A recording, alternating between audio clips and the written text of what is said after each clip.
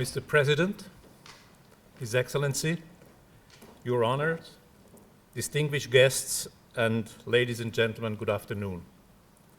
I'm honored and proud to deliver the 2015 Singapore Mediation Lecture today and to relate to you my experience in conflict prevention and resolution in an international environment. It's a real privilege to be with the Singapore Mediation Center, the pioneer for the use of mediation, which has established itself as a leading institution in the area. One can see that from the impressive panels of professional mediators. I am more familiar with the international mediators of SMC and recognize with pleasure my friends Jane Andrevatha, Carl Mackey, Bill Marsh, Jeremy Lack, and not least, Lord Wolf of Barnes being referred to. Thanks also for the support of Harris Elias Partnership and the Singapore Management University, which, as I understand, launched the SMU Dispute Resolution Initiative in its law school. I'm also pleased in Singapore, the state that shares with Switzerland, my home country, the first 2 spots on the rankings in the Global Competitiveness Index. As you know, the Global Competitiveness Report assesses the ability of countries to provide high levels of prosperity to their citizens. This in turn depends on how productively a country uses available resources. Therefore, the Global Competitiveness Index measures the set of institutions, policies, and factors that set to the sustainable current and medium-term levels of economic prosperity. You might wonder what this has to do with mediation and alternative dispute resolution. It's quite simple. Mediation is an institution that contributes strongly to economic prosperity. Today, I will share with you how mediation benefited me and eventually also my company. I will try to illustrate this with a few cases and also mention the mistakes made and the lessons learned. Then, I will mention how Nestlé Legal made conflict prevention and resolution an integral part of the business process and which powerful arguments we used to influence and get the buy-in from top management, in-house colleagues, and outside counsel. Finally, I will make a few comments on how to work with outside counsel in the area of dispute resolution and how to manage that relationship and the cases. I have been educated as a Swiss lawyer with some exposure to common law. Switzerland is a country with a culture of compromise.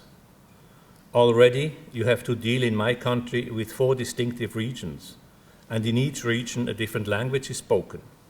Alignment is very much the guiding principle in politics because the country is ruled not by a president, but by a federal council composed of 7 individuals from different political, regional, and linguistic backgrounds. Compromises, as you know, have the disadvantage that it might take more time to reach a solution. Also, they do not allow for important breakthrough decisions. However, you will have a solution where everybody will be able to adhere to. This principle of solution-seeking governance that includes a lot of compromising to avoid open confrontation has also its roots in the civil procedures of the 26 cantons or states of Switzerland. The first stage of a civil procedure in the areas of monetary claims, labor issues, family matters, inheritance and neighborhood problems is usually the office of a lay magistrate, a justice of peace, as it's called, who tries to mediate the case. It is a very important instance where parties may let the steam out, which helps that many cases are indeed settled at that level. I do hope I can contribute some insight to your own activity as lawyers, mediators, or business people dealing with mediation. And in this context, I will use the term mediation, alternative dispute resolution, and conflict prevention and resolution loosely as one general approach. An approach to find business solutions to business issues. Now, how has mediation benefited me and eventually my company? Nestlé had operations in 200 countries. It employed some 280,000 employees and had annual sales of over 100 billion Swiss francs.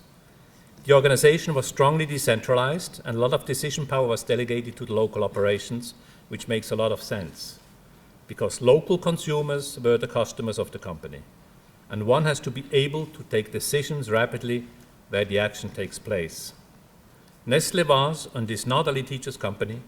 It's not part of his culture, and litigation was never high on the agenda of the chairman and the CLO. Litigation was considered as a cost of doing business. Should a problem arise, business solutions must be found to keep the business going. This was our mandate at Nestlé Legal. I was convinced that mediation is the solution of the future for all the reasons we all know: cost saving, privacy, staying in control, business solutions, all the reasons you all are aware of. And that mediation perfectly fitted the culture of Nestlé. There were from time to time some lawsuits, of course. They concerned small claims, advertising issues, trademark and patent infringement, and of course also labor issues in the factories. The decentralized management structure, they were dealt with locally and did not appear on the radar screen at the head office. Many of them were settled in some sort of unstructured mediation approach, and others went to court. All in all, these matters were a small fry in the global picture of the Nestlé business and had no impact on the balance sheet. In the year 2000, management was challenged by the CEO about the number of employees and the cost of the operations. We in legal proposed our own initiative called running shoes, because the chairman said you have to take the slippers off and put the running shoes on, under which I was to get control over the total legal spend of the group. Market legal departments started to report how many staff they had. Other costs to the head office, among those costs was also the litigation cost. And this was when it all started, because suddenly we had transparency. We have learned about litigation and litigation trends around the world. The world has changed. There were fewer competitors, and the competitive intensity has drastically increased. Regulators and lawmakers offered new tools for litigators, such as class actions or challenges against product claims.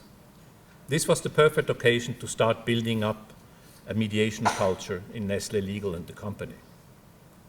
One example is about Nestlé Waters being sued by a consultant, and the other one is about a huge case between Nestlé and one of its major competitors. Nestlé Water is the global water business of the group, based at the former Source Perrier offices in Paris. Nestlé Waters was interested in buying a German spring located in southern Germany. Also, the idea of selling the local jewel of the town to a large foreign group was not appreciated by the regional politicians. The key to a successful transaction was to convince the employee representatives to transfer their shares and exchange it for Nestlé stock. Everybody sane in his or her mind would have done so. Not here. The local pride wanted to keep the brand local, and public affairs had a hell of a job to work with the local opinion leaders. Nestlé Waters didn't have the skills in-house in that sense. A consultant was hired, a German consultant, of course, because of the in-house inside knowledge and the local environment. There might have been a friendly and cozy relationship between the CEO of Waters and the consultant, but I never would have insinuated that. The fee, a success fee, was defined at 1 million Deutschmark plus expenses. The consultant claimed that he was not his mistake, that the deal did not materialize. He performed all that was required as per agreement.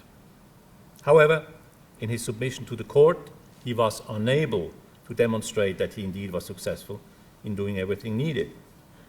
Nestlé Water thought that he provided some services, but as a matter of fact, the transaction did not materialize. And after all, this was the condition to get the success fee. On the morning of the argument in court in Hamburg, I went to Frankfurt first to discuss the strategy with my outside counsel, Rolf Trittmann. I told him simply that I do not want this case to proceed in court and that we need to mediate. He was more than in favor with this approach, as he clearly saw the benefits for all involved with regard to concluding the case rapidly, control on the money spent, and safeguarding the good relationship between the consultant and the CEO. He gave a call to the judge in Hamburg, and when we arrived in court, the judge took the consultant and me aside, and he mediated the case. It was a question of 30 minutes. The consultant wanted only to have the presence and attention of somebody from the head office who was listening to him. This was important to him. He didn't want anybody from Paris dealing with this. We eventually paid 250,000 Deutschmark for his expenses, and I think it was quite a fair outcome for both parties. Covered generously the consultant expenses, and the water CEO was more than happy to tick this one off his list of pending matters. The second example is quite peculiar because it concerns the real nature and character of two corporations and is very typical of the relationship between Nestlé and its competitor. This is to some extent a public case, and you can find the complaints and cross-complaints many times amended by both sides on public records of the Superior Court of the State of California for the city of Los Angeles. What you cannot find, of course, and which is not widely known, are the particulars of the mediation. As you know, mediation, the principle of privacy is very important, so I will tell you what I can say. But it's an excellent example to illustrate that mediation is possible at any stage of a legal proceeding. If the parties want it, one can do it. Nestlé and this competitor have been in conflict many times and in many jurisdictions.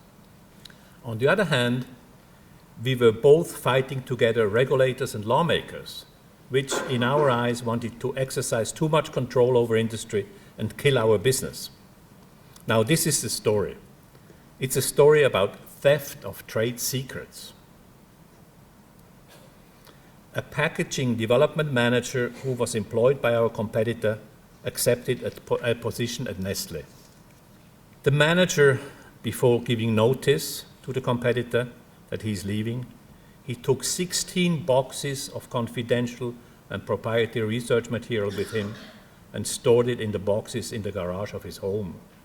The competitor sued the manager and various Nestlé companies, including Nestlé SA, the Swiss management technology assistant company of the group, in 2001.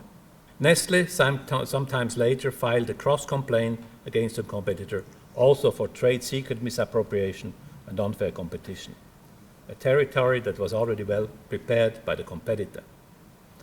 The discovery of documentary evidence starts in spring 2001, and as one might imagine, in a case where companies are spread all over the world with many offices in many jurisdictions, with suppliers including equipment manufacturers in various continents, this takes its time and amounts to an enormous amount of legal fee. It started in 2001. In 2004, in January, 3 years later, I am being deposed as the person most knowledgeable of the defendant Nestlé, as I had in addition to my role also the title of Executive Vice President of Nestlé SA. At the moment of this deposition, I discussed the possibility of mediating the case. Quite a complex case, as we have seen by now. I was convinced that because of the complexity, if the case would proceed into the courts, it would take years until we could see the light at the end of the tunnel. Cost has already run up to important levels because of discovery, and as mentioned before, we will have to live with our competitor in the future, because despite this conflict, we have from time to time issues of common interest to fight for. Early in October 2004, we met for mediation. A mediator has been nominated to guide us to the solution. I have arranged my travel plan so that I could stay the whole week. Well, the mediation after ended 3 hours. After 3 hours, we walked out. The demands for monetary compensation by our competitor were so outrageous and their position so totally non-accommodating that we had to walk away, and I took the plane home in the evening. Their claim was for a high-end 3-digit million dollar amount, which we thought was to recuperate the investment they made, plus double damages. The procedural machine continues to grind, and in the spring of 2005, we had some good arguments to oblige the plaintiff to produce documents which they have withheld and which compromised their top management personally. The document referred to correspondence between our competitors' top management and a foreign packaging machine manufacturer who was building bespoke equipment for Nestlé. It was extremely compromising and embarrassing for the plaintiff and led our competitor eventually to offer that we restart mediation. All the advantages of mediation came into play to bring a positive result. The willingness to close the matter confidentially, and last but not least, cost saving for both sides were not neglectable. We agreed to pay an amount that was far away from the initial amount demanded. Patents and trademarks are an area where I think mediation should play a much more important role. I remember a case where a group of Nestlé R&D employees in Switzerland were co-inventors of the second generation of Nespresso coffee capsules, and a patent was deposited. According to Swiss law, an invention made by an employee belongs to the employer, which means that these patents were Nestlé patents. In other jurisdictions, such IP rights need to be assigned by the inventor to the employer. And if one wants to register a patent in the US, one needs to register it in the name of the inventor, even if it belongs to the company. Hence, this patent was registered in the name of the co-inventor in the US. Now, this is what's happened. The co-inventor, whose name was registered in the US, he then left Nestlé, and he started his own startup company active in the development of coffee and tea capsules. When on his own, he partially improved the patent which was registered in the US in his name and deposited a new one. Nestlé sued, and the question was, what is Nestlé property in that new patent and what is the former co-inventor's property in that device? The court in Lausanne commissioned outside expert opinions, and 7 experts gave their opinion, all largely in favor of Nestlé, attributing to us the bigger part of the invention. However, the judge always postponed his decision. We were in the 10th year of the case. One of the entrepreneur investors in that startup company, he was to become a board member of Nestlé. When I mentioned to the chairman that his candidate might have a conflict of interest, he ordered me to settle the case. We mediated with the daughter of the co-inventor and found an acceptable solution, not a monetary solution, but a business solution. As Nespresso did not want to exploit that particular model of capsule and was already, because of the time elapsed since the beginning of the legal proceedings, they were already into the 3rd generation of capsules. A license to use was offered the co-inventor in relation to the old 2nd generation patent. Nestlé's ownership rights were recognized, and the co-inventor could continue his startup business with our old technology. Also, the Swiss press was very happy that the big Nestlé doesn't crush small startup companies. Now, the tricky part is how to make mediation an integral part of the business process. There is no need to do anything. Mediation is already an integral part of any business process. I think it's true, but it's only half the truth. When I visited markets and spent days with our salespeople and their clients, whether experienced purchasing managers at supermarket chains or owners of small mom-and-pop stores, I can tell you there's a lot of solution finding going on. Many business issues were solved on the spot, but I have to admit the process was quite unstructured. Maybe that's how it should be. Mediation has to fit with your company's culture. If this should not be the case, you are losing your time. First, I was and still am a firm and strong believer in the tremendous benefits of mediation. The powerful arguments, you know them all. The general counsel of the company must take the lead and convince. Second, you need to be ready to offer that service. You need to create a mediation attitude within the legal function and have the lawyers trained to perform. Third, you have to catch the opportunity to mediation in when it presents itself. Hardly can you create this opportunity. Fourth, and most important, you have to involve the business people. They usually have seen it before. They know about alternatives. They know about workarounds. They know about substitutes. They can bring inventive solutions to the table other than monetary solutions. At the end of the day, if we look at mediation as a team process where everybody is valued and asked to bring a particular know-how to the table with a view to a solution, the business people, management, and the lawyers are all part of the outcome and will work towards a successful solution. All being part of success, mediation becomes an integral part of your business process. The relationship with an outside counsel in a large company is a relation that has been built and maintained over many years on the basis of quality of work, value for money, service attitude, knowledge of us as clients, and, of course, also moments of good time spent together. It's important that when managing a case, the question of mediation is on the table right at the beginning. The preparation work and the strategy are different, whether you aim for mediation or for court proceedings. In mediation preparation, you will look for facts that will help to support solutions and are of common value for both parties. It's not adversarial as court proceedings and brings a positive spirit into the preparation activity. There's one little caveat, however, and as you know, there might be occasions where it is important that your rights are established and that a precedent is created, in particular where it's absolutely no doubt that you will prevail and where it will help to avoid similar copycat cases. As you know, Nestlé is in the water business, and Nestlé bought Perrier and acquired an important foothold in the bottled water market in the US. Calistoga was one of the brands that were acquired, and it was quite successful in Northern California. So successful that the source, Calistoga, was not sufficient to satisfy the demand. Management found a substitute spring in another place and started to truck water from there to the bottling plant. This is a common practice in the US and seems to be allowed by law.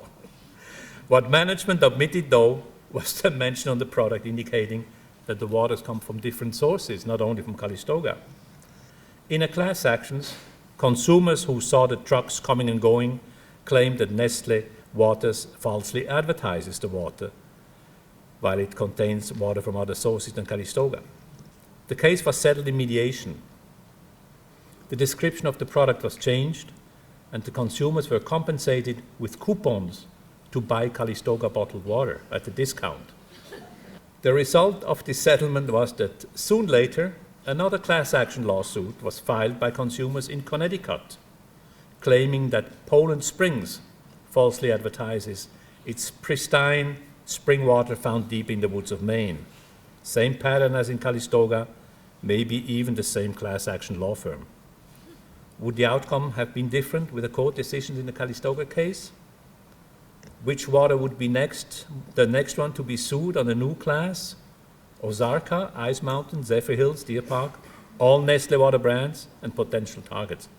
We can only guess. This does not, by any means, diminish the value of mediation as a process. One needs to keep in mind when management says, "I want a court decision." What is important is to consider when deciding to mediate or not to mediate is the long and large view. One should not only consider the single conflict as a standalone case, it has to be put into the context of the company's overall business in the sense of all activities and all geographies where the company is present. Let me sum up. Mediation is flexible. Mediation is confidential and without prejudice.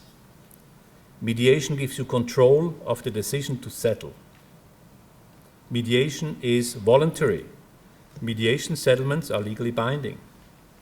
Mediation is quick, cost-efficient, and successful.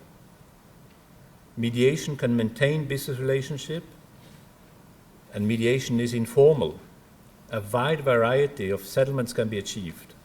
Mediation can deal with commercial issues, employment issues, patent and trademark issues, and many other issues in corporate life. In short, it benefited me and Nestlé because it's cost-effective, quick, and saves faces and relations. how to make mediation an integral part of the business. The General Counsel has to take the driver's seat and spell the message of the tremendous benefit. If necessary, help and contribute to change the culture of your company in that respect. Get ready to offer mediation, train and sharpen your skills of your lawyers.